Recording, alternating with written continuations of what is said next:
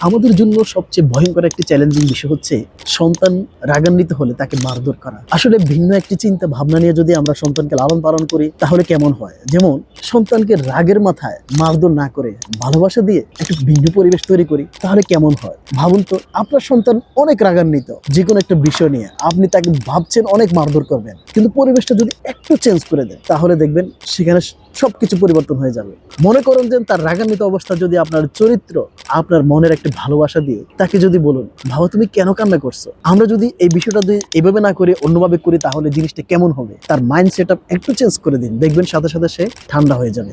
মারধর করার মধ্যে কোনো কল্যাণ নেই। আপনার শিশুকে যদি আপনি বেশি মারধর করেন, সেও বুঝবে যে মানুষকে মারাই হচ্ছে সংশোধনের কাজ। আজকে বাংলাদেশের মধ্যে দেখুন, মানুষ মানুষকে মুসলমানে মনে করে না, কেউ কাউকে ভাই মনে করে না, যে যাকে মারতে পারে সেই সন্তুষ্টি হয়ে যায়। আর এটা কোথা থেকে হলো জানেন? পরিবার থেকে। কারণ যে সকল মানুষরা মানুষকে মারার পরিকল্পনা নিয়ে মাঠে নামে তারা কিন্তু ওই সকল পরিবার থেকে বড় হয়েছে যারা তাদেরকে মারধর করে বড় করছে, অথবা তাদের পরিবারের মারধর করাটাই বড় শিষ্টাচার। এজন্য এত রাহাজানি, এত ফিতনা বাংলাদেশের মধ্যে দেখে থাকি। আমরা সর্বক্ষেত্রে দয়ালু হতে হবে। দয়ালু হলে লাভ হচ্ছে আল্লাহ সুবহানাহু ওয়া তাআলা আমাদের প্রতি দয়া করেন। বুখারীতে একটি হাদিস রয়েছে, সেখানে আল্লাহ রাসূল সাল্লাল্লাহু আলাইহি ওয়াসাল্লাম বলছেন যে মানুষের প্রতি দয়ালু হয়, আল্লাহ সুবহানাহু ওয়া তাআলা তার প্রতি দয়ালু হন। তাহলে দয়ার ক্ষেত্রে সবচেয়ে বেশি হকদার হচ্ছে আমাদের সন্তান। আমাদের সন্তানের প্রতি যদি আমরা বেশি দয়া করি, সে এক সময় মানুষের প্রতি দয়া করা শিখবে, কারণ সে পিতা মাতা থেকেই শিখবে। আর পিতা মাতা হচ্ছে সবচেয়ে বড় শিক্ষক, সবচেয়ে বড় চরিত্রের শ্রেষ্ঠ শিষ্টাচার কেন্দ্র হচ্ছে পিতা ও মাতা, অর্থাৎ নিজস্ব পরিবার। এমন সন্তান যদি গঠন করতে পারেন তাহলে সে বাইরের পরিবেশে গেলেও কখনো কাউকে মারধর করবে না, কারণ তার ফিতরাতের মধ্যে জিনিসটা থাকবে না। রাসূল সাল্লাল্লাহু আলাইহি সাল্লাম কখনো শিশুদেরকে মারধর করতেন না, তার শিষ্টাচারের মধ্যেও এটাই নাই।